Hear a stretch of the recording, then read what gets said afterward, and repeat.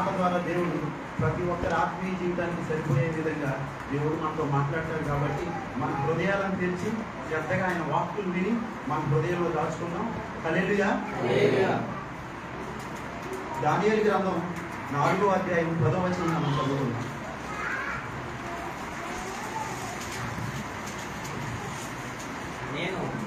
నేను నా పడక మీద పరుండి ఉండగా నాకు ఈ దర్శనములు కలిగెను. నేను చూడగా భూమి మధ్యను మిగుల ఎత్తుగల ఒక చెట్టు కనపడెను. ఆ చెట్టు వృద్ధి పొంది బ్రహ్మాండమైన దాయను.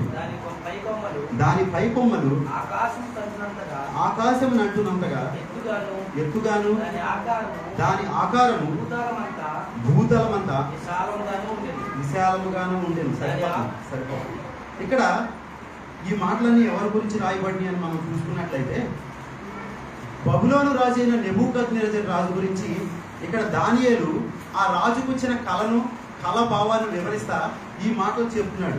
ఏమనంటే, రాజా మీకు వచ్చిన కళ దాని భావం ఏంటంటే, మీ కళలో ఒక బ్రహ్మాండమైన చెట్టు ఒకటి కనపడింది. ఆ చెట్టు కొమ్మలు ఆకాశాన్ని అంతేనంత ఎత్తుగా మీకు కనిపిస్తూ ఉన్నాయి. ఆ చెట్టు మీద ఈ భూమి మీద ఉన్నటువంటి సమస్త జీవరాశులు కూడా, పక్షులన్నిటిని కూడా ఆ చెట్టు మీద నివసిస్తూ ఉన్నాయి. ఆ చెట్టు యొక్క చల్లని నీడలో అనేక పశువులు అనేక ప్రాణులు సేద తీరుతూ ఉన్నాయి. ఆ యొక్క చెట్టు నీడలో ఉన్న ప్రతి ఒక్కరికి కూడా చాలినంత ఆహారం, సమృద్ధి అయిన ఆహారం దొరుకుతూ ఉంది.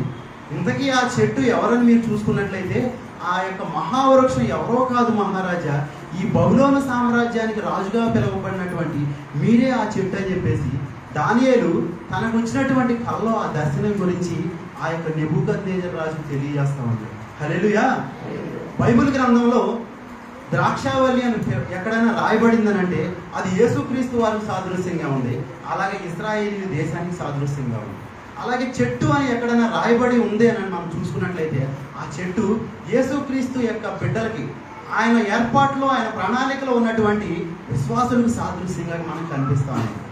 యేసుప్రభు వారు ఒక గుడ్డివాడిని స్వస్థపరుస్తున్నప్పుడు అతను కన్నుల మీద చేతులుంచి నువ్వు ఆ కోనేటిలోనికి వెళ్ళి నీ యొక్క కళ్ళు కడుక్కోమన్నప్పుడు అతను మొదటగా కొంచెంగా కనిపిస్తుంది. అతను ఏమంటాడో తెలుసా, అప్పుడు మనుషులు నాకు చెట్ల వలె కనిపిస్తున్నారని చెప్పి అక్కడ మార్కు సువార్తలో మనకు కనిపిస్తాము. అంటే మనిషి పరిశుద్ధ గ్రంథంలో దేనితో పోల్చారు మనిషిని అంటే చెట్టుతో పోల్చారు. ఇక్కడ ఈ యొక్క బబులోను రాజు అయిన నెబుకద్నెజరు గురించి దేవుడు ఆ చెట్టు నువ్వే అని చెప్పి తెలియజేస్తా ఉన్నాడు. 22వ వచనం, రాజా ఆ చెట్టు నిన్ను సూచించుచున్నది, నీవు వృద్ధి పొంది మహాబలము గలవాడవైతివి. సరిపోతుంది. ఇక్కడ ఆ చెట్టు ఎవరు? నెబుకద్నెజరు రాజే ఆ చెట్టు అని చెప్పి తెలియజేస్తా ఉన్నాడు. ఈ నెబుకద్నెజరు రాజుకి దేవుడు బహు విస్తారమైన సంపదనిచ్చాడు, బహు విస్తారమైన పేరునిచ్చాడు, ఆస్తి ఐశ్వర్యాన్ని ఇచ్చాడు. అన్నీ ఇచ్చిన దేవుణ్ణి మర్చిపోయి తన హృదయంలో గర్వంతో జీవించడాన్ని బట్టి రాబోయే రోజుల్లో జరగబోయే పరిణామాన్ని దేవుడు ముందుగానే దానియేలు ద్వారా తెలియజేస్తా ఉన్నాడు. అంటే ఈ నెబుకద్నెజరు రాజు తన జీవితంలో అన్నీ ఉన్నాయి, కానీ అన్నీ ఇచ్చిన దేవుణ్ణి మర్చిపోయి జీవించాడు. అంటే తన హృదయంలో ఏమొచ్చిందనంటే, తన స్థిరపడిపోయిన తర్వాత అన్ని ఆశీర్వాదాలు పొందుకున్న తర్వాత పేరు ప్రఖ్యాతులన్నీ వచ్చిన తర్వాత చేదైన వేరనేది అతని హృదయంలోనికి వచ్చింది. ఏంటా చేదైన వేదంటే గర్వం. నేనే మహారాజుని, నన్ను మించిన వాడు ఎవడో లేడని మహా గర్వంతో విరవీగుతా ఉన్నాడు. వెళ్ళిన చోట్లల్లా యుద్ధంలో జయం వస్తుంది కాబట్టి నా అంత పరాక్రమశాలి ఇంకెవరో లేడనుకుని గర్వంతో ఉన్నప్పుడు అతనికి బుద్ధి చెప్పడం కోసం దేవుడు ఈ దర్శనం ద్వారా తెలియజేస్తా ఉన్నాడు. ఏమంటున్నాడంటే, ఆ దానియేలు అంటున్నాడు, రాజా ఆ యొక్క పరాక్రమం కలిగినటువంటి ఆ యొక్క చెట్టు ఎవరంటే నీవే. కొంతకాలం తర్వాత నీకు ఎలాంటి దుస్థితి రాబోతుందో తెలుసా అని చెప్పేసి ఆకాశం నుంచి పరిశుద్ధుడైన వాడు దేవదూత ఒకడు వచ్చాడు. వచ్చి ఆ చెట్టు మీద ఉన్నటువంటి ప్రతి ప్రాణిని కూడా తోసివేసేసాడు. ఆ చెట్టు కొమ్మలన్నీ కూడా నరికేశాడు. ఆ చెట్టు నీడలో ఉన్నటువంటి పశువులన్నింటినీ కూడా తోసివేసాడు. ఇప్పుడు ఆ చెట్టు ఎలా మారిపోయిందని మనం చూసుకున్నట్లయితే కేవలం మొద్దుగా, పూర్తిగా వేళ్లతో సహా పెకిలించబడలేదు, కానీ కేవలం మొద్దు మాత్రమే దేవుడు ఉంచాడు. ఆ మొద్దును ఎందుకు ఉంచాడంటే బుద్ధి రావడం కోసం దేవుడు ఆ మొద్దు నుంచి తెలియజేస్తూ ఉన్నాడు. ఇప్పుడు ఆ దర్శనం తెలుసుకున్న తర్వాత నెబుకద్నెజరు రాజు ఏమన్నారంటే, అవును నిజమే, నా హృదయంలో ఈ గర్వం అనే చెడుతనం, ఈ గర్వం అనే చేదైన వేరు నా హృదయంలోనికి వచ్చింది కాబట్టి దేవుడు నాకు తెలియజేస్తున్నాడని చెప్పి ఉన్న చోటుని మోకరించి దేవుని సన్నిధిలో ఆకాశం వైపు కన్నులెత్తి ప్రార్థించవలసింది పోయి తర్వాత ఆ దర్శనాన్ని తెలుసుకున్నాడు. రాబోయే రోజుల్లో జరగబోయేది అంతా తెలుసుకుని కూడా తన హృదయంలో గర్వాన్ని ఎంత మాత్రం విడిచిపెట్టలేదు. దానియేలునైతే సన్మానం చేశాడు కానీ గర్వాన్ని విడిచిపెట్టలేకపోయేసరికి ఆ యొక్క బబులోను రాజు ఏమైపోయాడంటే 7 సంవత్సరాలు తన జీవితం ఎలా మారిపోయింది? పశువులాగా గడ్డి తినే స్థితిలోకి వెళ్ళిపోయాడు. మనిషిలాగా ఉండవలసిన వ్యక్తి, గొప్పగా బ్రతికే వ్యక్తి, రాజుగా ఉన్నట్టు వ్యక్తి, చూసిన ప్రతి ఒక్కరూ కూడా తను కరవడం ప్రారంభించారు. తన జీవితం ఒక్క రోజులో కూడా తల్లకిందులైపోయింది. నిన్నటి వరకు మహా సామ్రాజ్యం కలిగినటువంటి వ్యక్తి, తనను కలవాలంటే ఎన్నో పర్మిషన్లు కావాలి, తనను చూడాలంటే ఎన్నో పర్మిషన్లు తీసుకుంటేనే కానీ ఆ యొక్క సంస్థానంలోనికి, ఆ యొక్క రాజు సింహాసనం దగ్గరికి వెళ్ళలేని ఆ యొక్క గొప్ప రాజు తన జీవితం ఒక్క రోజులోనే తన జీవితం రివర్స్ అయిపోయింది. అలా మార్చబడటానికి కారణం ఏంటంటే చేదైన వేరు దేవుడు తనకి ఇచ్చాడు అనే ఆ యొక్క కృపను మర్చిపోయి, దేవుడి ద్వారానే నాకు ఇంత గొప్ప విజయం వచ్చిందని ఆ యొక్క కృపను మర్చిపోయి దేవుణ్ణి పక్కన పెట్టేసి నేను నేను నేను అని చెప్పి తన హృదయంలో గర్వించడాన్ని బట్టి ఒక్క రోజులో తన జీవితం మారిపోయింది. ఈరోజు మనం ఎంత గొప్పగా బ్రతికే వారం అయినప్పటికీ కూడా మన జీవితంలో చేదైన మనలో ఉన్నట్లయితే నిన్నటి వరకు ఉన్న మన జీవితం వేరు, ఈ రోజు తర్వాత జీవితం వేరు. ఒక్కరోజు చాలు దేవుడికి మనకు ఉన్నదంతా తీసేయడానికి. బైబిల్ గ్రంథంలో యోబు అనే ఒక పరిశుద్ధుడు ఉన్నాడు. తన ప్రతిరోజు కూడా బలులు అర్పించాడు. ఒక్క రోజులో తన జీవితం ఎలా మార్చిపోయిపోయింది. అప్పటి వరకు ఆ ఊరిలో ధనవంతుడు ఎవరు అని మనం చూసుకున్నట్లయితే యోబు పేరే చెప్పేవారు. ఆ తర్వాత తన గురించి ఏమని చెప్పేవాళ్ళు తెలుసా? ఊరిలో దరిద్రుడు ఎవరైనా ఉన్నారంటే యోబు పేరే వినపడతాము. ఒక్క రోజులో తన జీవితం మారిపోయింది. అంటే పరీక్షించడానికి ఇచ్చాడు కానీ దేవుడు తలుచుకుంటే హెచ్చించడమైనా సరే, కింద స్థితిలోకి తీసుకువెళ్ళడమైనా సరే ఒక్క రోజులో ఒక్క నిమిషంలో మనకు తెలియజేస్తాం. కాబట్టి ఈరోజు వాక్యం ఉన్న మనం, ఈరోజు ఆదివారం తిన్న వాక్యం ఏదైనా మనలో కూడా చేదైన వేరు ఏదైనా మోస్తున్నప్పుడు ఏం చేయాలంటే ఆ వేరుని మనం కట్ చేసుకునేవాడు. హల్లెలూయా. మన శరీరంలో కూడా ప్రతిరోజు కొన్ని పెరుగుతామండి. పెరిగే వాటిని మనం ఏం చేస్తామంటే కట్ చేస్తామండి. అలాగే మన ఆత్మీయ జీవితాన్ని కూడా పతనం చేసే ఈ చేదైన ఏదైనా మనలో పెరుగుతున్నప్పుడు మనం వాటిని వాక్యం ద్వారా గుర్తించి వాటిని ఎప్పటికప్పుడు మనం కత్తిరించుకుంటూ సరి చేసుకుంటూ పశ్చాత్తాపడి ప్రార్థన చేసుకుంటూ దేవుళ్ళో ముందుకు వెళ్ళేవారిగా ఉంటారు. హల్లెలూయా. హెబ్రీయులకు రాసిన పత్రిక 12వ అధ్యాయం 14వ వచనం.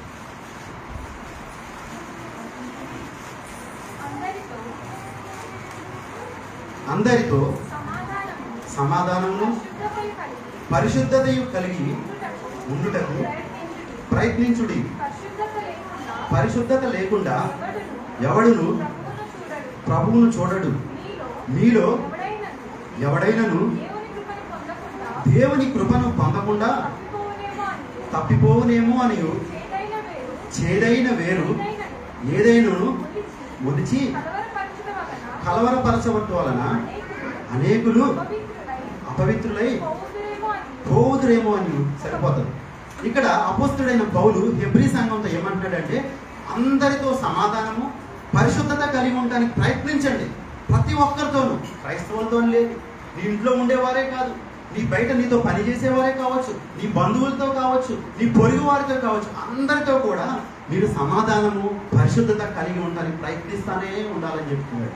ఆ తర్వాత అంటున్నాడు పరిశుద్ధత లేకుండా ఎవడనూ ప్రభువును చూడడు.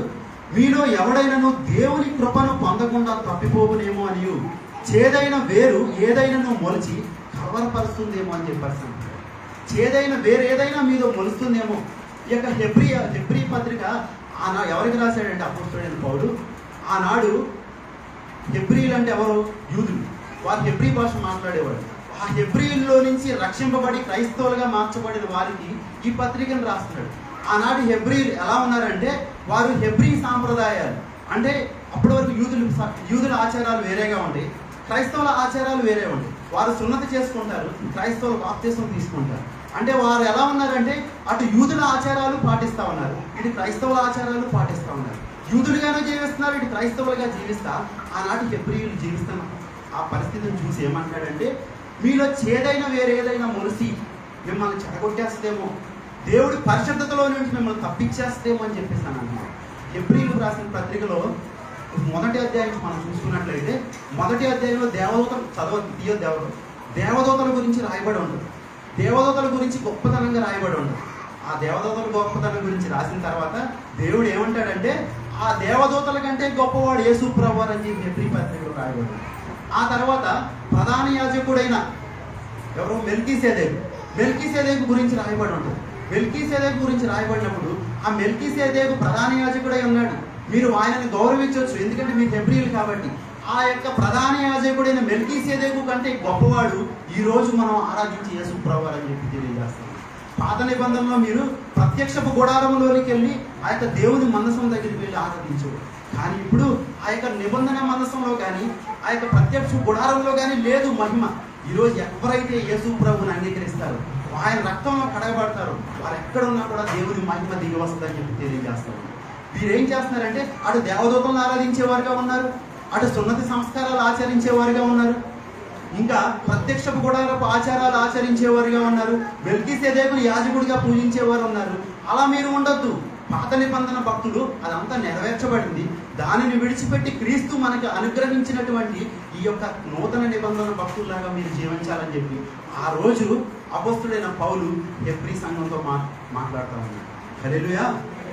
అందుకే అంటున్నాడు, మీలో ఎవడైనా దేవుని కృపను పొందకుండా తప్పిపోలేమో, మీలో చేదైన వేరు, అలా అది ఇది రెండు తలంపుల మధ్యలో మీరు జీవిస్తే చేదైన వేరు ఏదైనా మీ హృదయంలో నిలిచి దేవుని కృపలో నుంచి మిమ్మల్ని తప్పించేస్తాయా. మీరు వీటన్నిటిని పొందుకుంటున్నారు కానీ, ఇవన్నీ చేస్తున్నారు కానీ, ఈ లోకంలో రక్షింపబడిన ప్రతి విశ్వాసికి క్రీస్తు యేసు ప్రభువు ద్వారా దొరికేది ఏంటంటే అది నిత్య జీవం.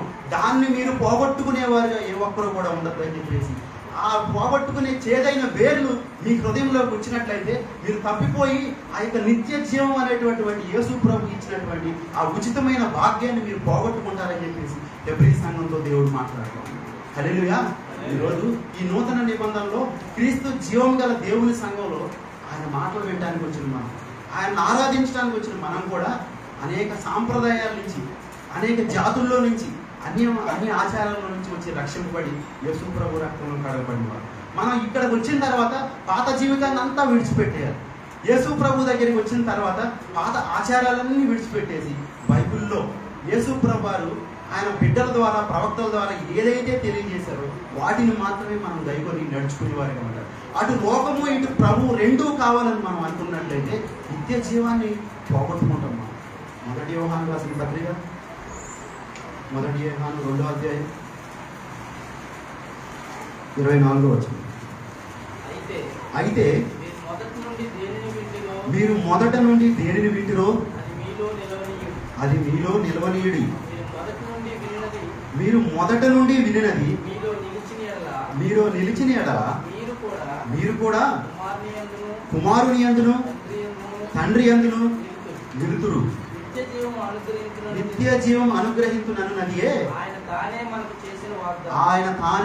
చేసిన వాగ్దానం. యేసు ప్రభు మనందరికీ ఒక వాగ్దానం చేశారు. బాప్తిసం తీసుకుని యేసు ప్రభు రక్తంలో కడగబడిన ప్రతి బిడ్డకి కూడా ఒక వాగ్దానం చేశారు. ఏంటి ఆ వాగ్దానం అంటే నిత్య జీవాన్ని మీకు ఇస్తానన్నారు. పై స్వస్థతలు కాదు. యేసు ప్రభువుని నమ్ముకున్న తర్వాత చాలా మంది తెలియక ఈ లోకంలో పై స్వస్థతలు దొరుకుతుందేమో, లేదా పేదవాళ్ళుగా ఉన్నవారు ధనవంతులు అవుతారేమో అని చెప్పి ఈ లోకంలో చిన్న వాటి కోసం, అల్పమైన వాటి కోసం దేవుడు మన కోసం దాచి ఉంచినటువంటి ఆ భాగ్యాన్ని పోగొట్టుకునేవాళ్ళు ఉంటారు. అందుకే పౌలు హెబ్రీ పత్రికలో అంటున్నాడు, చేదైన వేరు ఏదైనా మీలో మొలిచినట్లయితే మీరు ఆ చేదైన వేరు మీలో అది మహావృక్షం అయిపోయి మీరేమవుతారంటే ఆ యొక్క నిత్య జీవం అనేటువంటి భాగ్యాన్ని పోగొట్టుకుంటారయ్యా మీరని చెప్పేసి ఆనాడు హెబ్రీ సంఘంతో అపొస్తలుడైన పౌలు తెలియజేస్తా ఉన్నాడు. హల్లెలూయా. ఒకసారి ఒక తాడి చెట్టు ఉంది. ఆ తాడి చెట్టు పక్కనే ఒక మర్రి చెట్టు చిన్న మొక్క మొలిసింది. చాలా చిన్న మొక్క. తాడి చెట్టు ఆకాశం అంతే ఎత్తుగా కనిపిస్తా ఉంది.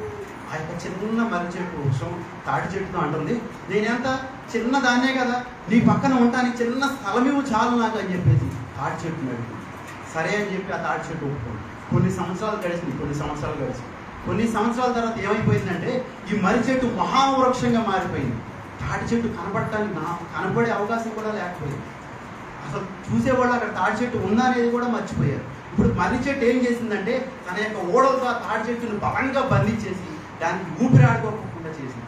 ఇప్పుడు తాడి చెట్టు అంటుంది, నేను నువ్వేదో చిన్న మొక్కగా ఉండి చిన్న స్థలం అడిగావు, ఈరోజు నన్నే మింగేస్తావా అని చెప్పేసి తాడి చెట్టు మరి చెట్టుతో అంటున్నప్పుడు నువ్వు చావాల్సిందే, నువ్వు నాకు స్థలం ఇచ్చినందుకు నువ్వు చావాల్సిందే అని చెప్పి చెప్తున్నాను.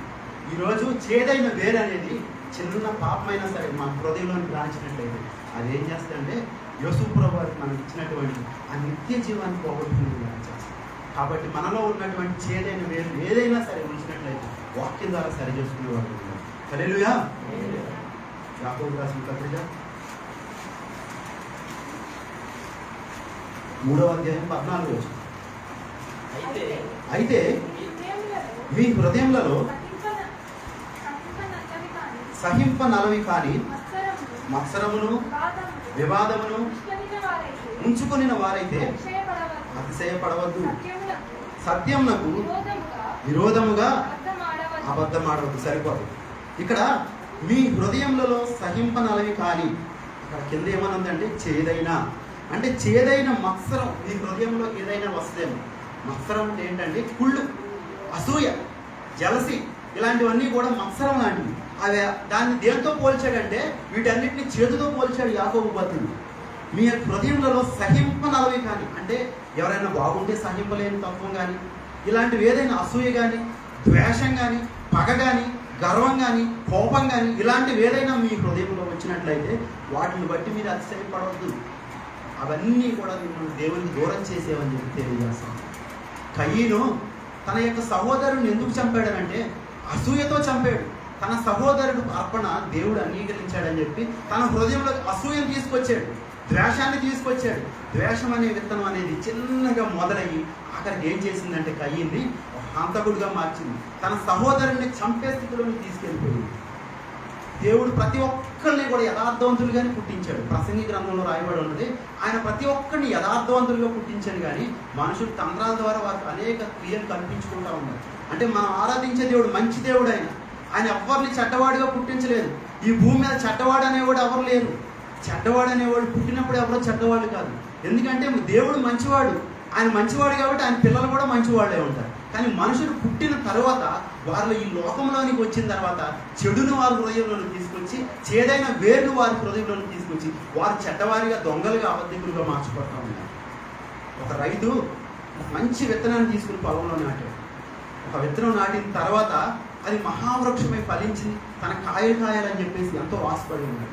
ఆ చెట్టుకు ప్రతిరోజు కూడా నీరును పోస్తున్నాడు, ఎరువు వేస్తున్నాడు. ఆ చెట్టు మీదకి ఏ దుష్టమృగాలు రాకుండా కాపాడుతూ ఉన్నాడు. అయినా కొంతకాలం తర్వాత ఆ చెట్టు బహుగా ఫలించింది, మంచి కాయలు కాసింది. ఆ కాయలు కోసుకుని ఇంటికి వెళ్ళి తిందామని చూసినప్పుడు ఆ చేదైన కాయలు కనిపించింది. ఆ రైతు ఆశ్చర్యపోయాడు.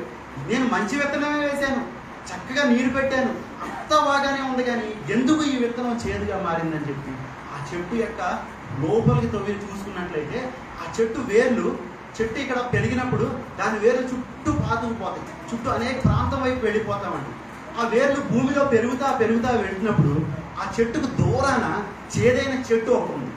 ఆ చేదైన చెట్టు వేరు ఈ మంచి ఫలాలు ఫలించే యొక్క చెట్టు వేరుని తగిలినప్పుడు ఆ చేదైన చెట్టులో ఉన్నటువంటి ఆ చేదు అనే సారాన్ని త్వరగా ఈ మంచి చెట్టు గుంజేసుకుని ఈ మంచి వృక్షం కూడా ఎలా మారిపోయిందంటే చేదైన ఫలాలు ఇచ్చేది మారిపోయింది.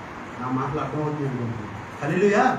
ఒక మంచి చెట్టే, విత్తనం వేసిన వ్యక్తి మంచివాడే, మనల్ని పిలిచిన దేవుడు మంచి దేవుడే అయినా, కానీ తన బిడ్డలు ఎలా చెడ్డవారిగా మారిపోతున్నారు అంటే ఈ లోకంలో మనం అనేక మంది చెడ్డవారితో సహవాసం చేయటం వల్ల ఆ చెట్టు మంచిదే, కానీ ఆ చెట్టు ఏమైపోయిందంటే దాని వేరు భూమిలో ఉన్నటువంటి వేరు వెళ్ళిపోయింది.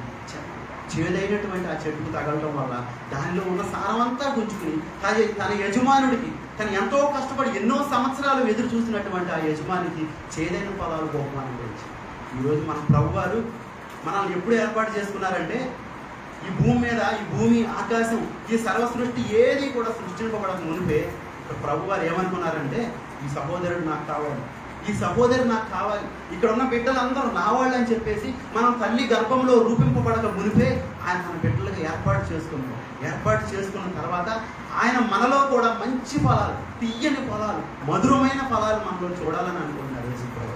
ఆయనకు మనం చేదైన ఫలాలు ఇచ్చేవారుగా ఉంటామా, లేదా మధురమైన ఫలాలు ఇచ్చేవారుగా ఉంటామా? ఆనాడు హెబ్రీ సంఘం గురించి అంటున్నాడు, మీలో చేదైన వేరు ఏదైనా మొలిచినట్లయితే అది వెంటనే తీసేసుకోండి, లేదంటే ఆ చేదైన వేరు వల్ల మీ యొక్క ఆత్మీయ జీవితం దెబ్బతింది, నిత్య జీవాన్ని పోగొట్టుకుంటారని చెప్పాను. మనం చికెన్ తెచ్చుకుంటాం కదా, ఆ చికెన్లో కూడా చేదైన పార్ట్ ఒకటి ఉంది. ఆ పార్ట్ని కనుక తొలగించకుండా చికెన్ కూర వండినట్లయితే దాన్ని మనం అసలు దగ్గరికి కూడా తీసుకోవాలి, ఒక ముక్క కూడా టేస్ట్. మానవ శరీరంలో కూడా చేదైన భాగం ఒకటి ఉంటుంది, ముందుకు మనం అంటారు. ఆ చేదైన భాగం కనుక పగిలిందంటే వెంటనే ఆ వ్యక్తిని ఆపరేషన్ చేసి ఆ యొక్క చేదైన భాగాన్ని తొలగించాలి శరీరంలో నుంచి. శరీరంలో నుంచి తొలగించకపోతే ఆ వ్యక్తి యొక్క ప్రాణానికి ముప్పు కలుగుతుంది. అంటే ఆ వ్యక్తిని ఆ చేదైన పార్ట్ని తొలగించాలంటే ఏం చేయాలంటే ఇప్పుడు ఆపరేషన్ చేయాలి. గాయం అవుతుంది, గాయం చేసి తనలో వచ్చినటువంటి ఆ చేదైన భాగాన్ని తొలగించి ఆ వ్యక్తిని మరలా పరిపూర్ణంగా చేయాలి. హల్లెలూయా. యేసుప్రభువు వారు కూడా మనలో ఎప్పుడైనా చేదైన వేర్లు మొలిచినప్పుడు ఏం చేస్తారంటే ఒక్కొక్కసారి మనం కత్తిరిస్తారు. ఆయన పరమ డాక్టర్, ఆయన ఆపరేషన్ చేసి ఆయన తొలగిస్తారు. అలా తొలగించే క్రమంలో అప్పుడప్పుడు మనకు ఒకసారి మన హృదయానికి భయం అవ్వచ్చు. అప్పుడు మనం ఏం చేయాలి? ఎంత మాత్రం కూడా దేవుడిని దూషించేవారిగా ఉండకూడదు, నొచ్చుకునే వారికి ఎంత మాత్రం ఉండకూడదు. కానీ అది నా మేలు కొరకే, ఈరోజు నాకు కలిగినటువంటి ఈ గాయం నా ఆత్మీయ మేలు కొరకే. ప్రభువు నాకు దేన్ని మనకు అనుగ్రహించాడు? నిత్య జీవాన్ని అనుగ్రహించాడు. దానిని పోగొట్టుకోకూడదని చెప్పేసి నా శరీరానికి చిన్న గాయాన్ని చేశాడని చెప్పేసి మనం సరిచేసుకుని జీవించేవాళ్ళు. హల్లెలూయా. మాట్లాడు, నీ కృప నాలో వ్యర్థము కాలేదు, నీ కృపావాక్యమే చేదైన వేరు ఏదైనా నాలో మనవానివ్వలేదులే. నీ కృప నాలో వ్యర్థము కాలేదు, నీ కృపావాక్యమే చేదైన వేరు ఏదైనా నాలో మనవానివ్వలేదులే. నీ కృప నాలో అత్యున్నతమై నీ కోణను అంటుకట్టునే. నీ కృప నాలో అత్యున్నతమై నీ కోణను అంటుకట్టునే. నా జీవితాలలో యేసయ్యా నీ కృప ఆధారమే. నా వేదనలలో దయచే నీ కృప ఆధారమే. నా వేదనలలో దయచే నీ కృప ఆధారమే. నా జీవితాలలో యేసయ్యా నీ కృప ఆధారమే. మనందరికీ తెలిసినటువంటి ఒక భక్తుడు ఉన్నాడు. ఎవరంటే దావీదు మహారాజు. ఆయన యెహోవా హృదయానుసారుడిగా పిలువబడ్డాడు.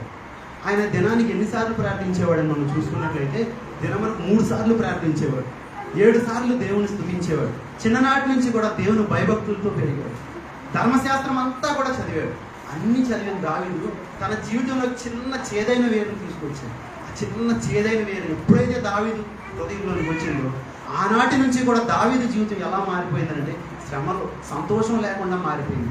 ధర్మశాస్త్రం అంతా తెలిసిన దావీదు, ప్రతి ఒక్కటి కూడా తెలిసిన దావీదు ఆ రోజు అమ్మోనీయుల మీద యుద్ధం జరుగుతుంటే యుద్ధంలో రాజుగా వెళ్ళి వారి పక్షాన పోరాడాల్సింది పోయి ఆ యుద్ధానికి వెళ్ళకోకుండా మిద్దె మీద నుంచి చూడడానికి ఆలోచించాడు. అంతటితో ఆకుండా ఏం చేశాడంటే ఆ యొక్క ఊరియాని పిలిపించి ద్రాక్షారసాన్ని తాగించాడు. ఒక వ్యక్తి మన పక్కన కూర్చొని ద్రాక్షారసం తాగిద్దామని చూసినప్పుడు మనం తాగితేనే అవతల వ్యక్తి తాగుతాడు. అంటే దావీదు కూడా ద్రాక్షారసం తాగేవాడిగా మారిపోయాడు. చివరికి ఏం చేశాడంటే హంతకుడిగా మారిపోయాడు. చిన్నగా మొదలైంది దావీదు హృదయంలో ఆ చేదైనది. చిన్నగా మొదలైనటువంటి ఆ వేరేమైందంటే తాగుబోతుగా మారిపోయాడు, నరహంతకుడిగా మారిపోయాడు, వ్యభిచారిగా మారిపోయాడు, హత్యలు చేసి అనేక పన్నాగాలు పన్నే వ్యక్తిగా మారిపోయాడు. ఒక్కరోజు యుద్ధానికి వెళ్ళకపోయేసరికి తన జీవితం ఏమైపోయిందండి, తన జీవితం అంతా రివర్స్గా మారిపోయింది. తర్వాత దావీదు 11వ వచనం, 2వ సమయాలు 11వ అధ్యాయం 27వ వచనం.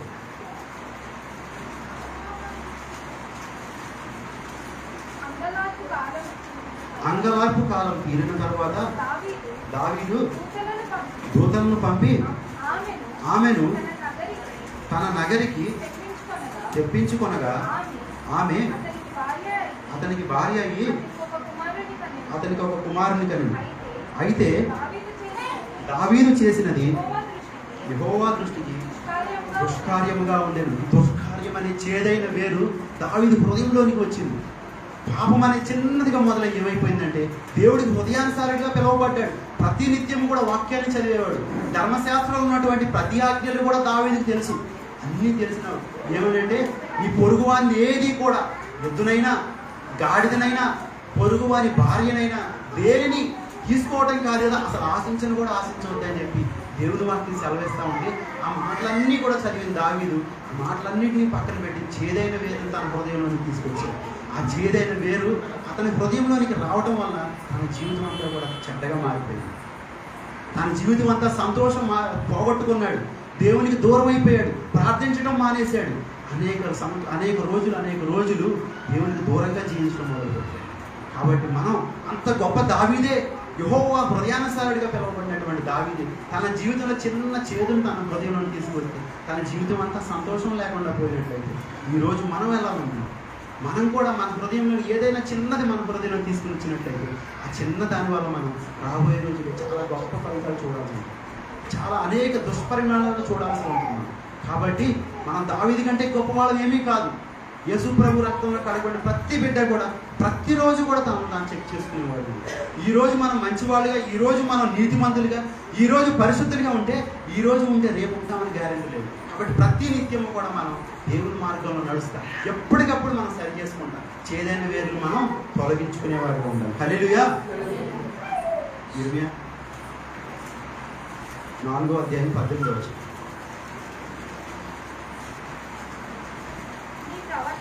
నీ ప్రవర్తనయు నీ క్రియలను వీటిని నీ మీదకి రప్పించును.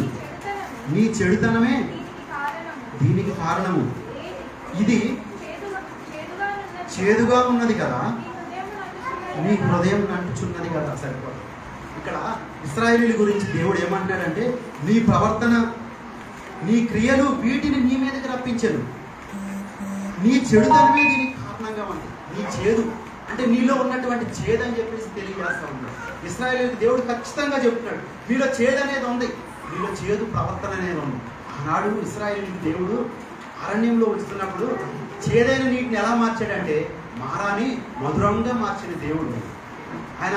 ఇశ్రాయేలీయులు ఐగుప్తులో శ్రమలు పడుతున్నప్పుడు ఆ శ్రమలు చేదైన ఆ శ్రమలు ఎలా మార్చాడంటే సమృద్ధి అనే కానానిలో నడిపించాడు. చేదును మధురంగా మార్చిన దేవుడు మరలా వారికి చేదు ఎందుకు వచ్చిందంటే వారి ప్రవర్తనే, నీ ప్రవర్తన నీ క్రియలే వీటన్నిటినీ కూడా నీ మీదకి రప్పించింది. నువ్వు ఈరోజు తీసుకునే మన నిర్ణయాలు రాబోయే రోజుల్లో వాటి పరిణామాలు ఎదుర్కొని చూడాల్సి వస్తుంది. ఈరోజు మనం తీసుకునే మంచి నిర్ణయాలు, ఈరోజు యేసు ప్రభు కోసం నేను పరిశుద్ధుడిగా, నీతిమంతుడిగా, యథార్థవంతుడిగా నేను జీవిస్తానని చెప్పి ఒక తీర్మానం తీసుకుంటే రాబోయే రోజుల్లో దేవుడు మనం అంతకంతగా ఆశీర్వదిస్తామంటాడు.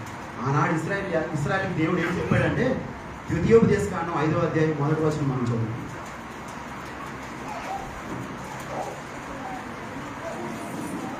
మోషే ఇశ్రాయేలీయులందరినీ పిలిపించి ఇట్లనెను, ఇశ్రాయేలీయులారా, నేను మీ వినికిడిలో నేను చెప్పుచున్న కట్టడలను విధులను విని వాటిని నేర్చుకుని వాటిని అనుసరించి నడువుడి. సరిపోతుంది.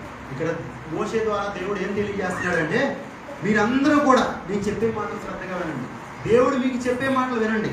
ఆయన కట్టడాలు, ఆయన విధులు ఏ ఒక్కటి కూడా చిన్నది కూడా తూచా తప్పకుండా మీరు పాటించాలి. పాటిస్తేనే మీ జీవితాల్లో సమృద్ధితో ఉంటుంది. అలా దేవుని మాటలో కట్టడాలు అనుసరించి మీరు నడిస్తేనే మీరు ఆశీర్వాదాన్ని చూస్తారు, మీ శత్రువుల మీద జయాన్ని చూస్తారు, మీకు పంట సమృద్ధి అయిన పంట ఉంటుంది. ఏంటా కట్టడలు అంటే నీవు దీర్ఘాయుష్మంతుడు అగినట్లు నీ తల్లిని తండ్రిని సన్మానించు, దొంగిలించవద్దు, అబద్ధ సాక్ష్యం పలకవద్దు. ఇవన్నీ కూడా ఆయన కట్టడాలు, ఆయన నేర్పినటువంటి న్యాయ విధులు. ఇవన్నీ కూడా మీరు ఏ రోజు కూడా తప్పిపోయే వారిగా మీరు ఉండొద్దని చెప్పి తెలియజేస్తున్నారు. 6వ అధ్యాయం ద్వితీయోపదేశకాండం 6వ అధ్యాయం 4వ వచనం. ఇశ్రాయేలు వినుము, మన దేవుడైన యెహోవా అద్వితీయుడగు యెహోవా నీ పూర్ణ హృదయంతోను నీ పూర్ణ ఆత్మతోను నీ పూర్ణ శక్తితోను నీ దేవుడైన యెహోవాను ప్రేమింపవలెను. తర్వాత నేడు నేను నీకు ఆజ్ఞాపించు ఈ మాటలు నీ హృదయంలో ఉండవలెను. నీవు నీ కుమారులకు వాటిని అభ్యసింపజేసి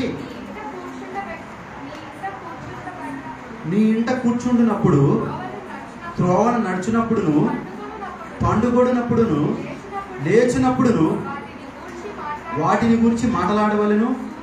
సూచనగా వాటిని నీ చేతికి కట్టుకొనవలెను. ఆనాడు ఇశ్రాయేలుకి ఏమని ఇచ్చాడంటే, మీ యొక్క పిల్లలకి ప్రతిరోజు కూడా దేవుని ఆజ్ఞలు, దేవుని కట్టడలు వినిపించేవారుగా ఉండాలి. 12 మంది పిల్లలు ఉన్నారనుకోండి, యాకోబుకి ఎంతమంది సంతానం? 12 మంది పిల్లలు. 12 మంది పిల్లలు ఉదయం లేవగానే లైన్లో నిలబెట్టారు.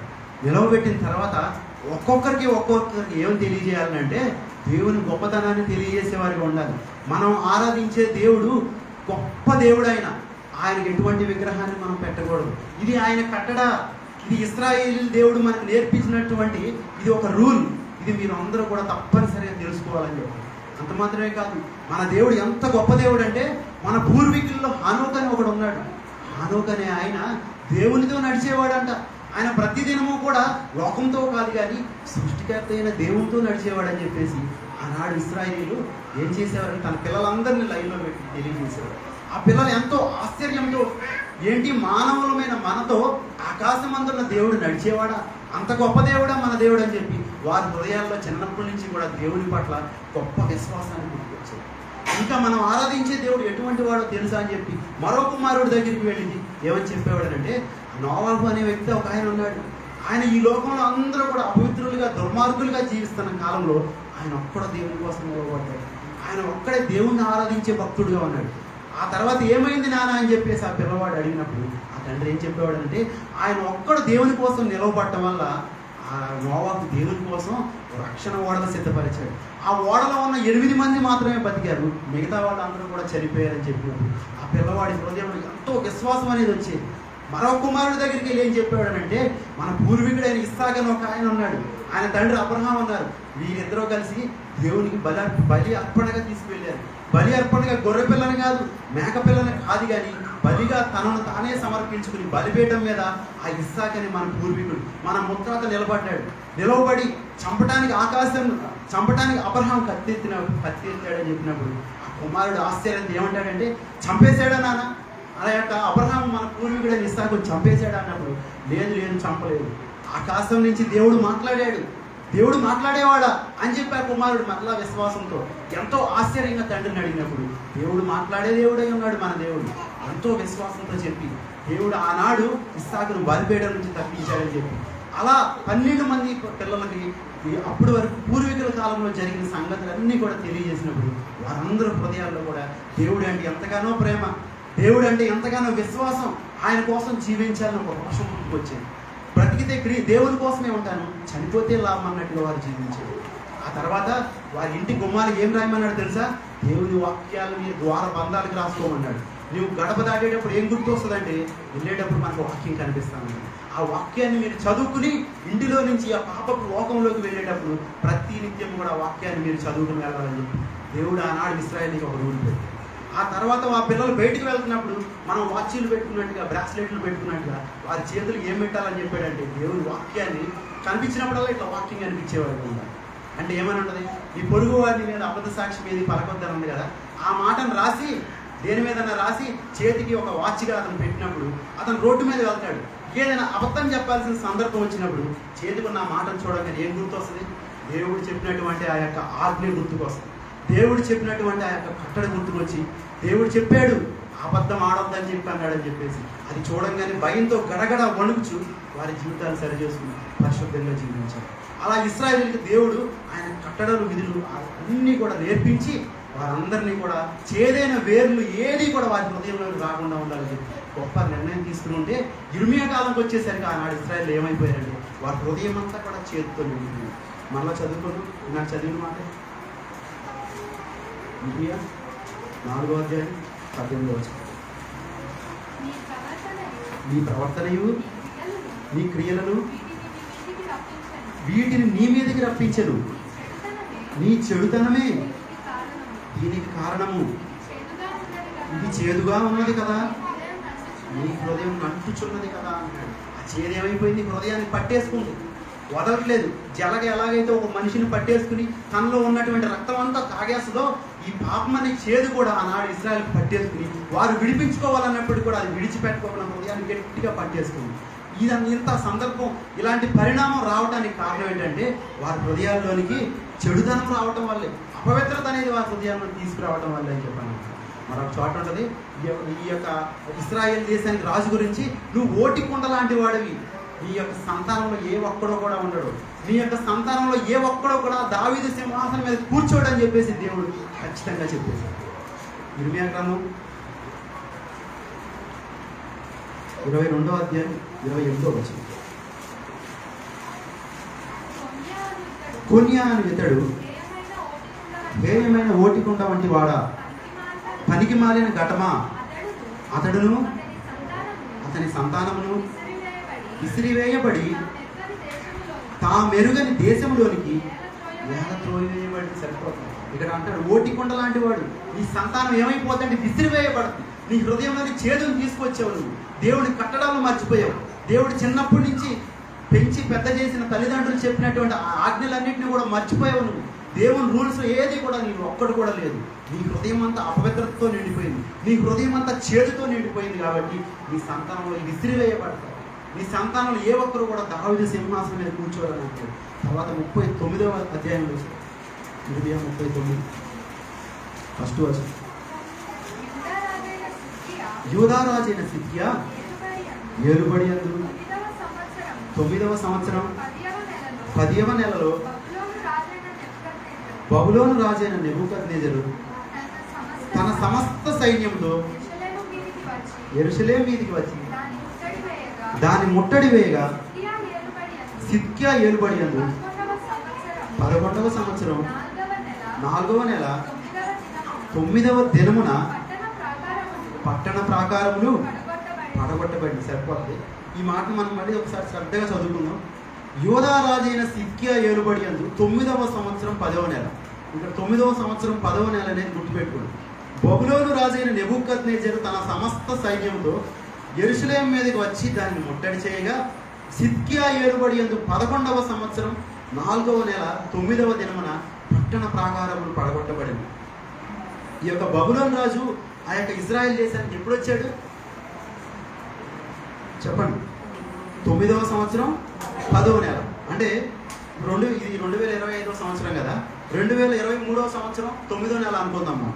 ఆ తర్వాత సిద్కియా ఏలుబడి యందు 11వ సంవత్సరం, 9 తర్వాత 10వ సంవత్సరం అయిపోయింది. అంటే 2024వ సంవత్సరం అయిపోయింది. 2025వ సంవత్సరం 4వ నెల, అంటే గత ఏప్రిల్ నెల. అంటే 2023లో ఆ యొక్క 9వ నెల సెప్టెంబర్లో ఆ బబులోను రాజు నెబుకద్నెజరు రాజు ఆ యొక్క ఇజ్రాయెల్ దేశం మొత్తం ముట్టడి వేసాడు, ఇజ్రాయెల్ దేశాన్ని నాశనం చేయాలని. కానీ ఎప్పుడు ముట్టడి అతను ఇజ్రాయెల్ దేశం అంతా బంధించాడు, కానీ ఎప్పుడు స్వాధీనపరచుకోగలిగాడు? 2023లో ఇజ్రాయెల్ దేశం అంతా కూడా ముట్టడి చేస్తే 2025వ సంవత్సరం ఏప్రిల్ నెలలో ముట్టడి చేశాడు. అంటే సుమారుగా ఎన్ని నెలలు? సంవత్సరం అయిపోయింది. సంవత్సరం మీద అర సంవత్సరం గడిచిపోయింది. 18 నెలల్లో ఆ యొక్క బబులోను రాజు ఇశ్రాయేల్ దేశం చుట్టే ఉన్నాడు, కానీ ఇశ్రాయేల్ దేశాన్ని పాడు చేయాలి. అంటే ఆ యొక్క సిద్కియా రాజుకు దేవుడు ఎన్ని రోజులు అవకాశం ఇచ్చాడు? 18 నెలల అవకాశం ఇచ్చాడు. మీరందరూ శ్రద్ధగా ఉన్నారు. 9వ సంవత్సరంలో ముట్టడి చేశాడు బబులోను రాజు. 9వ సంవత్సరం 10వ నెలలో బబులోను రాజు ముట్టడి చేస్తే 11వ సంవత్సరం 4వ నెలలో ఆ దేశం యొక్క పట్టణ ప్రాకారాలన్నీ కూల్చేశాడు. సుమారుగా 18 నెలల్లో ఆ యొక్క రాజుకు అవకాశం ఇచ్చాడు. ఎందుకు అవకాశం ఇచ్చాడంటే చేదైన వేర్లు తన హృదయంలోని ఏదైనా తొలగించుకుంటాడేమో అని చెప్పి. అంతకు ముందే 10 సంవత్సరాలు హెచ్చరించాడు. 10 సంవత్సరాల నుంచి కూడా నీ మీదకి శ్రమ రాబోతుంది, ఉత్తర దిక్కు నుంచి ఒక రాజు రాబోతున్నాడు, మీ దేశాన్ని నాశనం చేయబోతున్నాడు అని చెప్పినప్పుడు 10 సంవత్సరాలు గద్దించినా కూడా దేవుడు మాట లెక్క చేయలేదు. ఇప్పుడు కళ్ళతో చూస్తాడు కదా, చుట్టూ దేశం చుట్టూ కూడా బబులోను సైన్యం విస్తారంగా ముట్టడి చేసి ఉన్నప్పుడు కళ్ళతో చూస్తాడు కదా, చూసైనా తన హృదయాన్ని మార్చుకుంటాడేమో, చూసైనా తన హృదయంలో ఉన్నటువంటి ఆ యొక్క చెడుతనాన్ని తొలగించుకుని దేవుడి కోసం, పరిశుద్ధుడైన దేవుడి కోసం నిలవబడతాడేమో, చేదైన ఫలాలన్నీ తొలగించుకుని మంచి ఫలాలు ఏదైనా ఒక్కటైనా తనలో చూస్తానేమో అని చెప్పి దేవుడు 18 నెలల బబులోను రాజుని ఇంటి చుట్టూ ముట్టడి చేస్తాడు. ఈరోజు సాతాను కూడా మనల్ని ముట్టడి చేయాలని మన ఇంటికి వచ్చి ఉండవచ్చు. మన ఇంటి చుట్టూ ఉండొచ్చు సాతాను సైన్యం అంతా కూడా, కానీ దేవుడు ఆపేశాడు. మన ఇంటిలోనికి బాధల్ని కానీ, రోగాన్ని కానీ, శ్రమను కానీ తీసుకుని రావాలనుకున్న సాతాను సంబంధులు అందరూ ఎక్కడో లేరు, కానీ మన ఇంటి చుట్టే ఉండవచ్చు. కానీ దేవుడు ఆపాడు. ఎందుకంటే ఆయన కరుణ వాత్సల్యములు కలిగిన దేవుడు, ఆయన ప్రేమ కలిగిన దేవుడు. ఎంత మాత్రం కూడా నరులకు శిక్షించే దేవుడు కాదు. ఆయనలో ఉన్న ప్రేమను తెలుసుకుని ఏదో ఒక రోజు, ఏదో ఒక వాక్యం ద్వారా, ఏదో ఒక చిన్న మాట ద్వారా ఆయన తెలుసుకుని నీలో ఉన్నటువంటి అపవిత్రతను, నీలో దేవుడికి నచ్చని వాటిని తొలగించుకుని ఆయన వైపు తిరిగి పరిశుద్ధులుగా ఆయన బిడ్డలుగా జీవిస్తారని చెప్పి దేవుడు అవకాశం ఇస్తా ఉన్నాడు. 18 నెలలు అవకాశం ఇస్తే తన కన్నులతో చూస్తానే ఉన్నాడు.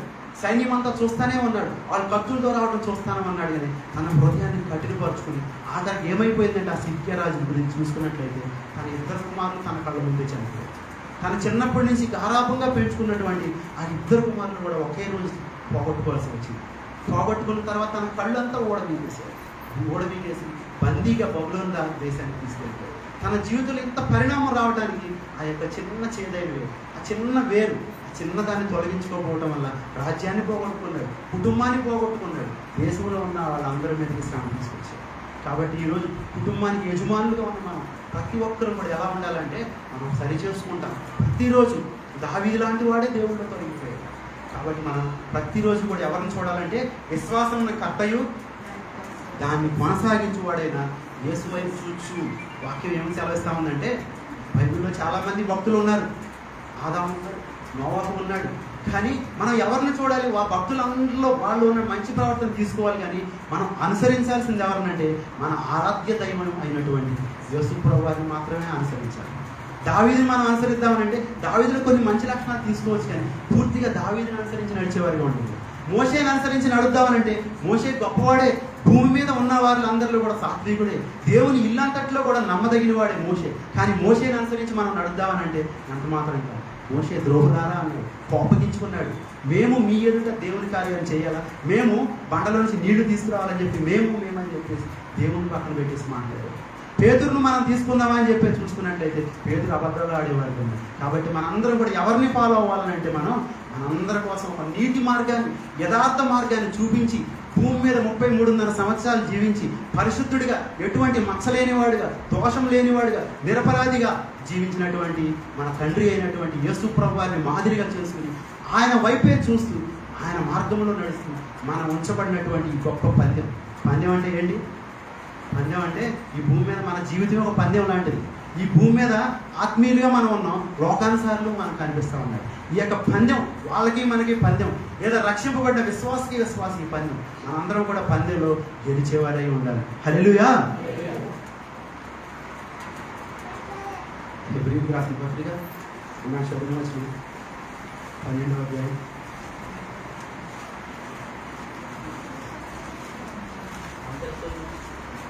అందరితోనూ సమాధానమును పరిశుద్ధత కలిగి ఉండటకు ప్రయత్నించుడి. పరిశుద్ధత లేకుండా ఎవడును ప్రభువును చూడడు.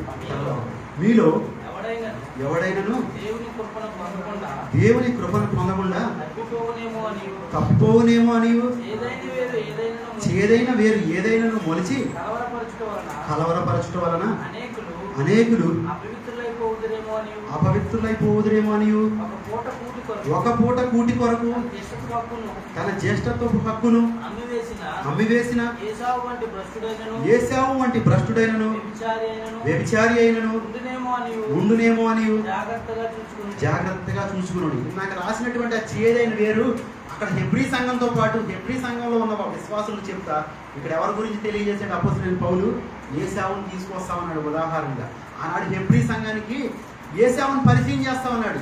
ఏశావు గురించి ఏం మాట్లాడుతున్నాడంటే, ఒక్క పూట కూటి కొరకు తన జ్యేష్ఠత్వపు హక్కును అమ్మివేశాడు ఏశావు. ఒక్క పూట కూటి కొరకు. ఒక పూట అన్నం లేకపోతే చచ్చిపోతామా? 40 రోజులు అన్నం లేకపోయినా మనిషి ఉండగలుగుతాడు. మన యేసు ప్రభువు 40 రోజులు ఉపవాసం ఉన్నారు. మోషే దేవుని దగ్గరికి వెళ్ళి కొండ మీద 40 దినాలు ఉపవాసం ఉన్నారు. మరొకసారి 40 దినాలు ఉపవాసం ఉన్నారు. 2 సార్లు ఉన్నారు.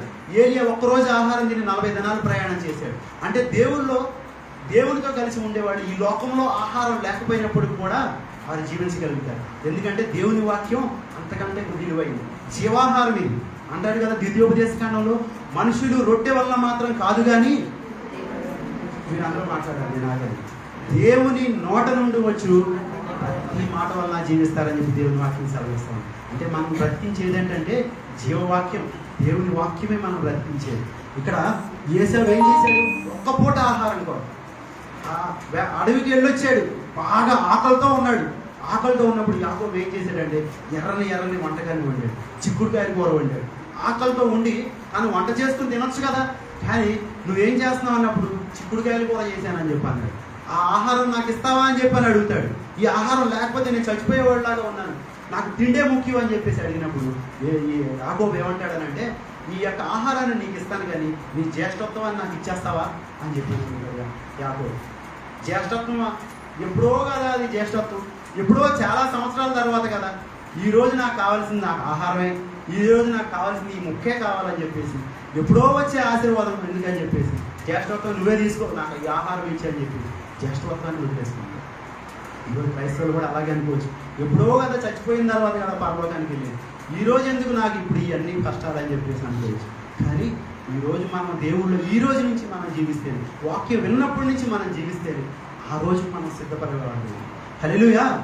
యేసయ్య అలాగే అనుకున్నాడు, ఒక్క పూట ఆహారం లేకపోతే నేను బ్రతకలేనని చెప్పేసి జ్యేష్ఠత్వాన్ని తృణీకరించేసాడంట. ఆ రోజుల్లో జ్యేష్ఠత్వం అనేది చాలా విలువైనది. అది ఆ రోజుల్లో పెద్ద కుమారుడిగా పుట్టినప్పుడు ప్రతి ఒక్కరూ కూడా ఇంటికి ఈడే ఆశీర్వదించబడిన వాడు. దేవుడు ప్రణాళిక అంతా కూడా వాళ్ళ మీదే ఉండేది. దేవుడు అంటాడు కదా నిర్గమాకాండంలో, నీ తొలిచూలు ఏదైనా కూడా అది నాదే అని చెప్పేసి దేవుడు సెలవిస్తా ఉన్నాడు. అంటే యేసయ్య ఎవరి సొత్తు అంటే దేవుడి సొత్తు. దేవుడు ప్రణాళికలో ఉన్నాడు. దేవుడు ప్రణాళికలో ఉండి ఆ జ్యేష్ఠత్వం నాకు అవసరం లేదని చెప్పేసి జ్యేష్ఠత్వాన్ని వదిలేసుకుంటాడు. అక్కడ అందుకని హెబ్రీ పత్రికలో ఏమంటాడు, యేసయ్య వంటి భ్రష్టుడు, అందరూ చదవండి, యేసయ్య వంటి భ్రష్టుడైనను వ్యభిచారి అయినను ఉండునేమో అని ఇక్కడ అంటున్నాడు. యేసయ్యని ఇంత కఠినంగా దేవుడు ఎందుకు మాట్లాడుతున్నాడు? ఒక్క పూట అన్నం తిన్నాడు అంతే కదా అతను చేసింది, కానీ దేవుడు ఎందుకు అంత కఠినంగా ఉన్నాడంటే యేసు ప్రభు నాకు అవసరం లేదన్నాడు.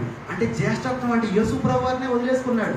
యేసు ప్రభు నాకెందుకు, నాకు ఈరోజు కావాల్సింది ఈ లోకంలో చిన్నవి ఉన్నాయి కదా, ఈ చిన్న వాటి నాకు దొరికితే చాలు, ఈ లోకంలో చిన్న సరదాలు సంతోషాలు ఇవి దొరికితే చాలు. ఎప్పుడో చనిపోయిన తర్వాత చూసి ఆ యేసు ప్రభు ఆ పరలోకం నాకెందుకు అని చెప్పి ఆయన తృణీకరించేసాడు. ఆ యాకోబు తర్వాత ఏమైందంటే కొన్ని సంవత్సరాల తర్వాత ఇస్సాకు ముందు యాకోబు నిలబడినప్పుడు ఇస్సాకు తన దగ్గర ఉన్న ఆశీర్వాదం అంతా కూడా చిన్న కుమారుడి మీద చేయబెట్టి యాకోబుని ఆశీర్వదించేస్తాడు. యాకోబు ఆశీర్వాదాలన్నింటినీ కూడా తీసుకుని వెళ్ళిపోయిన తర్వాత కొంతసేపటి యేసయ్య వచ్చి తండ్రి ముందు నిలబడినప్పుడు నానా నేను పెద్ద కుమారుడని యేసయ్యని అని చెప్పి అన్నప్పుడు ఇంతకుముందు వచ్చింది ఎవరో, ఇంతకుముందు నేను నిన్ను దీవించేశానే అన్నప్పుడు ఆ సహోదరుడే నా తమ్ముడే ఇలా చేశాడు, ఇంతకుముందు ఒకసారి నన్ను మోసం చేశాడు, ఇప్పుడు కూడా నన్ను మోసం చేశాడు అన్నాడు. అన్న తర్వాత యేసయ్య ఏం చేస్తున్నాడు తెలుసా? చాలా బాధాకరమైన సందేశం. తండ్రి నన్ను దీవించడానికి ఒక్క దీవెనైనా లేదా, చిన్న ఆశీర్వాదం ఒక్కటైనా నీ దగ్గర లేదా అని చెప్పి తన తండ్రి మోకాళ్ళ మీద పడి ఏడుస్తూ ఉన్నాడు. ఒక్క దీవెనైనా ఉంచలేదా? మొత్తం ఇచ్చేసావా అడిగానండి. ఏమీ లేదు ఆయన మొత్తం ఇచ్చేసానని చెప్పి ఏదో ఇవ్వాలి కదా అని మాట వరుసకి భూసారం లేకుండా పోతే నీ సహోదరుడికి నువ్వు దాసుడు అవుతావని చెప్పి ఒక చిన్న మాట అంటాడండి. ఆ రోజు యేసయ్య పరిస్థితి మనం చూసుకున్నట్లయితే కన్నీళ్లు విడిచి ప్రార్థన వేడుకున్నాడండి. 17వ వచనం, యేసయ్య ఆ తర్వాత ఆశీర్వాదం పొందగోరి కన్నీళ్లు విడిచుచు దానికోసం శ్రద్ధతో వెతికినను మారు మనసు కొంత అవకాశం దొరక్క విసర్జింపబడినవి మీరు ఎరుగుతుంది. చూడండి తన జీవితం ఎలా మారిపోయిందంటే ఇప్పుడు కావాలనుకుంటున్నాడు చిన్న చిక్కుడుగాయల కూర కోసం, ఆ వంటకం కోసం, ఒక పూట పూటి కోసం తను ఏం చేశాడంటే వదిలిపెట్టేసాడు. యేసు ప్రభు నాకు అవసరం లేదని కోరుకున్నాడు. కొన్ని సంవత్సరాల తర్వాత తనకున్న ఆశీర్వాదం అంతా పోయింది. ఈ రోజు కనుక నువ్వు యేసు ప్రభువుని విశ్వసించకపోయినట్లయితే, ఈ రోజు కనుక నీ హృదయంలో ఏదైనా వేరు తొలగించుకుని యేసుక్రీస్తులో రక్తంలో కడగబడి ఆయన శరీరాన్ని తిని ఆయన రక్తాన్ని సేవించే బిడ్డగా ఈ రోజు కనుక నువ్వు లేకపోయినట్లయితే ఒకనొక దినాన నీ కుటుంబీకులే కావచ్చు, నీ చుట్టూ ఉన్నవారే కావచ్చు, నువ్వు ప్రేమించేవారే కావచ్చు, వారందరూ నీ కాళ్ళ ముందే రెండవ రాకడలో ఎత్తపడి పరలోకానికి వెళ్తున్నప్పుడు అప్పుడు కన్నీళ్లు విడిచి మారు మనసు పొందాలని ఉంది నాకు, ప్రభువా నన్ను కూడా నీ రాజ్యం చేర్చుకో అని చెప్పేసి ఎంత శ్రద్ధతో వెతికినా ఎంత కన్నీళ్లు పెట్టుకున్నా కూడా మనకు అవకాశం ఉంది. యెహోవా మీకు దొరకు కాలమందు ఆయనను వేడుకోండి, ఆయన సమీపంగా ఉండగానే మీరు ఆయనను వేడుకోమని చెప్పి చెప్తున్నారు. దేవుడు మనకు అవకాశాలు ఇచ్చినప్పుడే మనం సరి చేసుకుని మనం పరిశుద్ధులుగా జీవించి ఆయన దొరుకుగా జీవించేవారు. రక్షణను మనం నిర్లక్ష్యం చేసినట్లయితే ఒకనొక దినాన నువ్వు కావాలనుకున్నది దొరకదు. ఒకనొక దినాన అది నాకు కావాలి, రక్షణ ఇవ్వండి, నాకు కూడా ఆ ప్రభు బలలో భాగాన్ని నాకు ఇవ్వండి అని చెప్పి నువ్వు శ్రద్ధతో ఏ సేవలాగా కన్నీళ్లు విడుస్తా ప్రార్థన చేసినప్పుడు కూడా నీకు అటువంటి అవకాశం దొరకదు. హల్లెలూయా. మత్తయి సువార్త 27వ అధ్యాయం 34వ వచనం చదువుతుంది.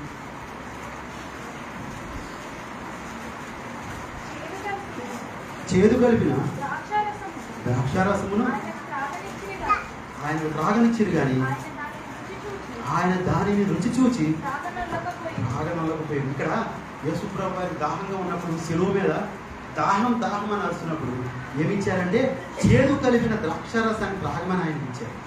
ఆయన దాన్ని రుచి చూసి త్రాగనల్లపోయి దాన్ని అసహించుకుని వదిలేశారు. ఆ చేదు కలిపిన ద్రాక్షారసం ఏదంటే మన జీవితాలు చేదు అయినటువంటి జీవితాలు, చేదైనవి మనం ఈ లోకంలో ఉన్నటువంటి అనేకమైనవి మన హృదయంలో తీసుకొచ్చాం కదా. ఆ చేదైనవన్నీ కూడా తీసుకువెళ్ళి యేసుప్రభువు వారి ముందు పాత్రగా ఉంచినప్పుడు ఆ చేదును చూసి ఆయన తాగలేకపోయారు. అంటే మనుషుల పాపాలు అంత భయంకరంగా ఉంది, మనుషుల జీవితాలు అంత అసహించుకునేదిగా ఉంది. యేసుప్రభువు తాగలేకపోయారు కానీ ప్రతి మనిషి కోసం మాత్రం ఆయన ప్రాణాన్ని అర్పించారు. ఈ భూమి మీద ఉన్న సర్వ మానవాళి కోసం, వాడు ఏ మతస్థుడని లేదు, స్త్రీ పురుష అనే భేదం లేదు, వాడు ఏ కులం వాడు ఏ జాతి వాడని లేదు, కానీ అందరి కోసం నాసికారంధ్రాల్లో ఊపిరున్న ప్రతి మనిషి కోసం యేసుప్రభువు మన రక్తాన్ని ప్రాణంగా అర్పించారు. ఆయన ప్రాణాన్ని ఎందుకు అర్పించారంటే మనందరికి కూడా నిత్య జీవాన్ని. 1 యోహాను పత్రిక మనం చదువుకున్నాము, వాక్యం మళ్ళా మనం చదువు ముగించుకున్నాం. యోహాను రాసిన 1వ పత్రిక 2వ అధ్యాయం 24వ వచనం. అయితే మీరు మొదట నుండి దేనిని వింటిరో అది మీలో నిలవనీయుడి. మీరు మొదట నుండి వినినది మీలో నిలిచిన ఎడల మీరు కూడా కుమారుని యందును తండ్రి యందును నిలుతురు. నిత్య జీవం అనుగ్రహించునన్నదియే ఆయన తానే మనకు చేసిన వాగ్దానం చేశాడు యేసుప్రభువు. వాగ్దానం చేసిన వాడు ఎలాంటి వాడు? నమ్మదగిన వాడు యేసుప్రభువు. ఆయన ఒక మాట కనుక మనకి ఇచ్చాడంటే ఆకాశము భూమి గతించినా కూడా ఆయన మాటలు ఏమాత్రం మాట తప్పేది ఉంటారు. మనలో ఉన్నటువంటి ఆ చేదునంతా కూడా తీసివేసి మన జీవితాన్ని మధురంగా మార్చాలనుకున్నాడు. కాబట్టి యేసుప్రభువు మనకి ఏమి ఇవ్వడానికి వచ్చారంటే నిత్య జీవాన్ని ఇవ్వడానికి వచ్చారు. ఆ నిత్య జీవాన్ని మనం పొందుకుని ఆయన బిడ్డలుగా మనం జీవించి ఈ లోకంలో మన యాత్ర ముగిసిన తర్వాత పరలోకంలో ఆయనతో ముఖాముఖిగా చూస్తూ ఆయనతోనే యుగయుగాలు కలిసి నడిచేవారిగా, ఆయనతో కలిసి జీవించేవారిగా, పరిశుద్ధుల గుంపులో మనం ఉండేవారిగా ఉండాలంటే మనం ఏం చేయాలి? మనలో ఉన్నటువంటి చేదైన వేరును మనం తొలగించుకుని దేవుని కోసం మనం మధురమైన ఫలాలు ఫలించేవారిగా ఉండాలి. అలా మనం ఫలించేవారిగా ఉన్నప్పుడు దేవుడు మనకి నిత్య జీవాన్ని దయచేస్తాడు. ఈరోజు వాక్యం ఉన్న ప్రతి బిడ్డకి కూడా అట్టి కృప దయచేయదుగా. ఈరోజు సంఘంలో వాక్యం ప్రతి బిడ్డ కూడా ఈరోజు మనం ఇక్కడ ఎలాగైతే కూర్చున్నామో అలాగే పరలోకంలో కూడా దేవునితో కలిసి ఆయన మహిమ కలిగినటువంటి ఆ రాజు యొక్క గుంపులో, పరిశుద్ధుల గుంపులో ఉండాలని చెప్పేసి దేవుడు ఈ వాక్యం ద్వారా మనకు తెలియజేస్తాడు. కాబట్టి మనలో చేదైనటువంటి ఏదైనా ఉన్నా సరి చేసుకుని మధురమైన ఫలాలు మనల్ని సృష్టించినటువంటి యేసుప్రభువు వారికి ఇచ్చేవారిగా ఉండాలి. పొద్దు మాటలు దేవుడు దీవించి ఆశీర్వదించును కానీ.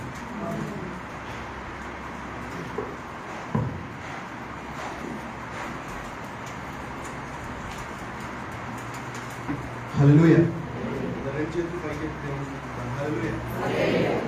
చాలా చక్కటి మాటలు రాయేష్ ఇప్పుడు వరకు వివరించారు.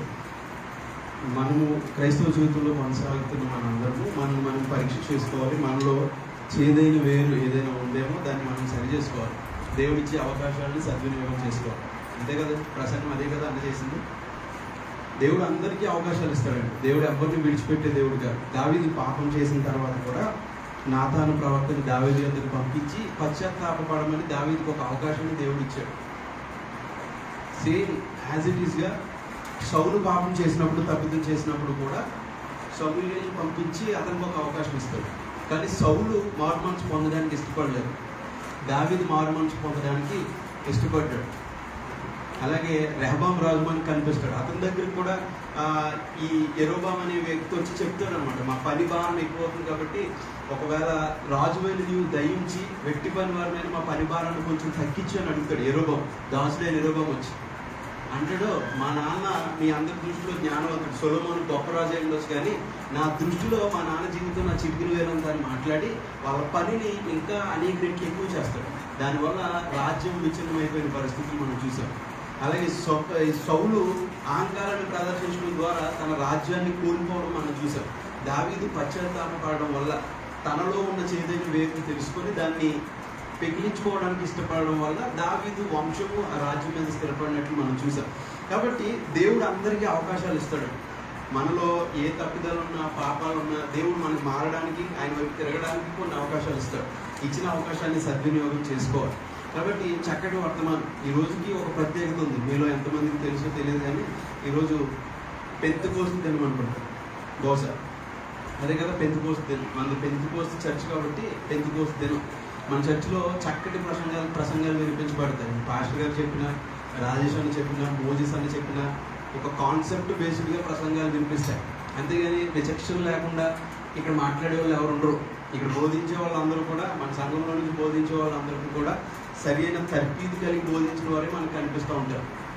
ఇప్పుడు రాజేష్ అని చెప్పిన, మోజెస్ అని చెప్పిన ఒక కాన్సెప్ట్ని తీసుకొని దాన్ని డిఫైన్ చేస్తూ, దాన్ని వివరిస్తూ, అందులో కొన్ని వాక్యాలు, కొన్ని భాగాలు, లేకపోతే కొన్ని పాయింట్స్లా చెప్తూ వాక్యాన్ని మనసులోకి వెళ్ళేలాగా వివరిస్తారు. రాజేష్ అన్న చక్కగా వివరిస్తాడు, చాలా చక్కగా వివరిస్తాడు, చాలా సాఫ్ట్గా. మీకు చాలాసార్లు నేను చెప్పాను, అట్టుకొని మొత్తం ఆయనే వచ్చి మన నోట్లో పెట్టి తినడానికి అందించినట్టు అందిస్తాడు దేవుని వాక్యాన్ని. దేవుడు అంత గొప్పతనాన్ని అందించాడు. అందుని బట్టి దేవునికి వందనాలు చెల్లిస్తున్నాను. మనం వాక్యం విన్నాం కదా. ఒకవేళ మనం మనలో ఎవరినైనా ఏదైనా చేదైన వేర్లు ఉంటే వాటిని మనం చూసుకోవాలి. ఒకసారి మనల్ని మనం పరీక్ష చేసుకొని ఆ చేదైన వేరును తొలగించుకునే ప్రయత్నం చేయాలి. మనం అందరం కూడా మోకరించి కొద్ది నిమిషాలు దేవుణ్ణి అడుగుదాం. మనకి ఈ లోకంలో చాలా తక్కువ అవకాశాలు ఇవ్వబడతాయి. దేవుడు మనకి ఇచ్చిన అవకాశాన్ని మనం నిర్లక్ష్యం చేసుకుని ఎక్కువ సమయం కాలయాపన మనం చేస్తే, ఒకవేళ మనం ఈ లోకాన్ని విడిచిపెట్టి వెళ్ళిపోయే పరిస్థితి వస్తే ఖచ్చితంగా నరకానికి వెళ్ళిపోతాం. We have only 2 destinations, final destinations. ఒకటి స్వర్గము, దేవుని యొక్క రాజ్యం. రెండవది నిత్య నరకం. ఖచ్చితంగా ప్రతి మనిషి తన జీవిత యాత్రను ముగించిన తర్వాత చేరాల్సిన స్థలాలు రెండే. ఒకటి నిత్య నరకము, రెండు నిత్య జీవం. మనం ఎక్కడికి వెళ్తాము అనేది ఈ లోకంలో బ్రతికి ఉండగానే దేవుడు మనకి జీవితాన్ని ఇచ్చినప్పుడే, దేవుడు మనకి అవకాశాలు ఇచ్చినప్పుడే మనం నిర్దేశం చేసుకోవాలి. ప్రియమైన దేవుని బిడ్డలారా, చేదైన వేరు మనలో పెట్టుకొని సరి అయిన ఫలాలు మనం ఫలించలేము. ఫలాలు ఫలించని చెట్టుని దేవుడు ఏం చేశాడు? శపించాడు. దాన్ని కాల్చి, దాన్ని నరికి అగ్నితో కాల్చివేసేయమన్నాడు. మనం విన్నాం కదా, వర్తమానంలో చాలాసార్లు మనం విన్నాం. ద్రాక్ష తోటలో నాటబడిన అంజూరపు చెట్టు గురించి మనం విన్నాం. చాలా ఏళ్ళుగా తోటమాలి దాన్ని ఏం చేస్తున్నాడు? దాని చుట్టూ తవ్వి ఎరుగు వేసి దాన్ని పెంచుతూ ఉన్నాడు. మిగతా ద్రాక్ష తీగలన్నీ కూడా ఫలాలు ఫలిస్తున్నాయి, కానీ ఈ చెట్టు ఏపుగా పెరిగింది. చెట్టంతా ఆకులతో గుబురుగా నింపబడింది, కానీ ఇది ఫలాలు ఇవ్వట్లేదు. యజమాని ఏం చెప్తాడు? దాసుని పిలిచి, తోటమాలిని పిలిచి యజమాని చెప్తాడు, ఆ చెట్టుకి ఎందుకు ఎరివేస్తున్నావు? ఆ చెట్టుకి ఎందుకు నువ్వు నీరు పెడుతున్నావు? ఆ చెట్టుని ఎందుకు నువ్వు అంత భద్రంగా కాపాడుతున్నావు? అది ఫలాలు ఇవ్వట్లేదని అంటే, ఆ దాసుడు అంటాడు కదా, తోటమాలి అంటాడు కదా, ఈ సంవత్సరం మట్టుకు దానికి ఎరుగు వేసి నీరు పెట్టలేము ప్రభువా, వచ్చే సంవత్సరానికి మంచి ఫలాలు ఇస్తుందేమో. మన విషయంలో కూడా మనం దేవునికి విధేయత చూపకపోయినా, ఆయన ఆజ్ఞలను అనుసరించి, ఆయన వాక్యం అనుసరించి మనం నడుచుకోకపోయినా, తండ్రికి మన మీద కోపం వచ్చిన కుమారుడు మన పక్షంగా తండ్రి యొక్క విజ్ఞాపన చేస్తూ ఉన్నాడు. మనకు అవకాశం ఇమ్మని, మనకు మరొక అవకాశం ఇమ్మని, మనం బ్రతికించడానికి అవకాశం ఇమ్మని. ప్రియమైన దేవుని బిడ్డలారా, ఈ లోకంలో మనం ఎన్నాళ్ళు జీవించినా కూడా మనం ఏమీ సాధించలేమండి. ఖచ్చితంగా ఒక రోజు మనం చనిపోతాం. చేదైన వేరు మనలో ఉంచుకొని మనం చనిపోతే, ఆ చేదైన వేరును పట్టుకొని మన దేవుని రాజ్యంలో ప్రవేశించలేము. ఆ చేదైన వేరు మనల్ని పరలోకానికి తీసుకెళ్ళనివ్వదో, ఖచ్చితంగా మనల్ని నరకం వైపు లాక్కెళ్ళిపోదు. కాబట్టి విన్న వాక్యాన్ని కొద్ది నిమిషాలు ధ్యానించాలి. ఏ ఒక్కరు కూడా మౌనంగా ఉండకుండా, ప్రభా మీరు మాతో చక్కటి మాటలు మాట్లాడారు నాయన. ప్రభా మాలో ఏ లోపాలు ఉన్నాయో సరి చేసుకోమని చెప్పిపోతండి. నెబుకద్నెజరులో ఉన్న అహంకారం అనే వేరు ప్రభా తన రాజ్యాన్ని విడిచి ప్రభా జంతువు వల్లే మారడానికి కారణమైంది నాయన. అలాగే సిద్ధికియా గురించి మీరు మాతో మాట్లాడారు తండ్రి. అవకాశం ఇచ్చి ప్రభా శత్రువులందరూ తన చుట్టుముట్టి కూడా ప్రభా అనేక నెలలు, దాదాపు 2 సంవత్సరాలకు అతనికి అవకాశం దొరికినా కూడా సిద్ధికియా ప్రభా తన మనసు మార్చుకోవడానికి ఇష్టపడలేదు నాయన. ప్రభా, తన కళ్ళ ముందే తన కుమారులు చంపబడడం, సిద్కియా కళ్ళు పీకబడి ప్రభా ఈడ్చుకెళ్ళడం, ప్రభా చెరసాలలో బంధించబడడం మేము చూసాం తండ్రి. ఎంత భయంకరమైన పరిస్థితులైనా.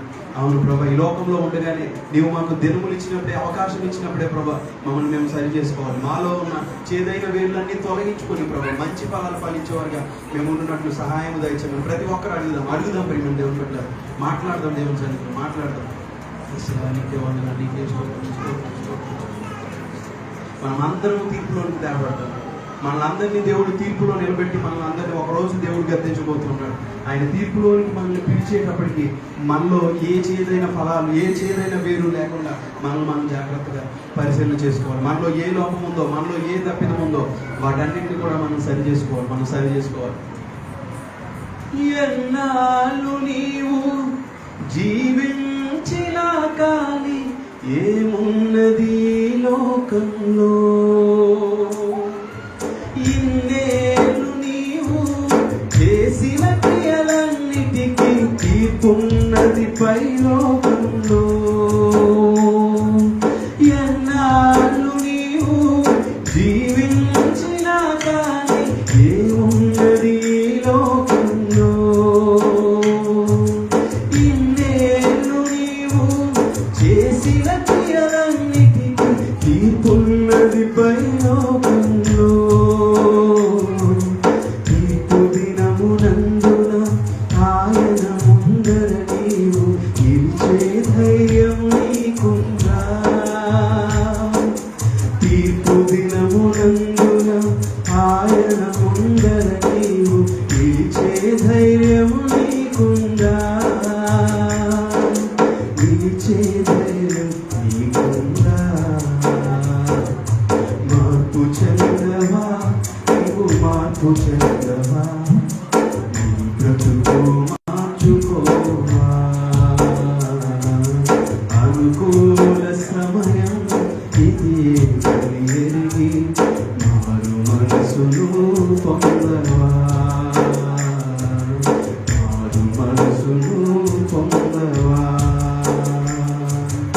ఆత్మను కాక నీ దేహాన్ని చంపే మనుషులకు భయపడకయ్యా. ఆత్మతో పాటు నీ దేహాన్ని చంపే దేవునికి భయపడకయ్యా.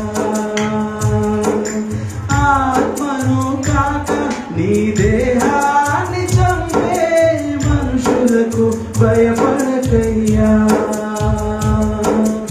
ఆత్మతో పాటు దేహాన్ని చంపే దేవునికి భయపడవయ్యా. నీ ఆస్తి ఐశ్వర్యం